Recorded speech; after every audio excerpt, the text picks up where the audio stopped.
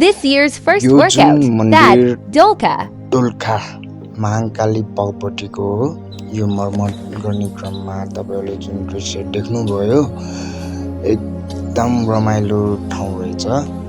लगभग 5-6 दिनको लागि हामी यहाँ आएर मन्दिरको निर्माण गर्दैछौँ। देख्नुभयो यो यसरी हामीले ताम्रपत्र माथि छतमा राखेर गजुर लगाउने काम हामी गर्छौँ।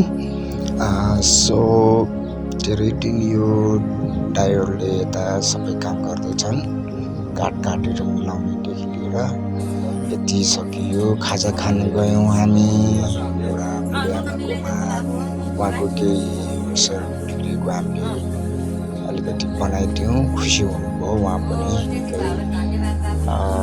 खाजा पनि मिठो मिठो खुवाउनुभयो। हामी केटाहरू यता खाजा खाएर फेरि काम गर्नतिर लाग्नेछौँ।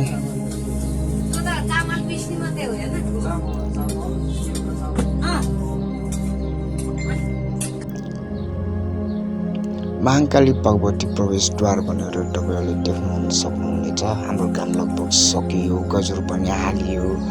अब गो ब्याक टु काठमाडौँ हैन, दोलखामा आएर काठमाडौँ त फर्किनु पर्यो।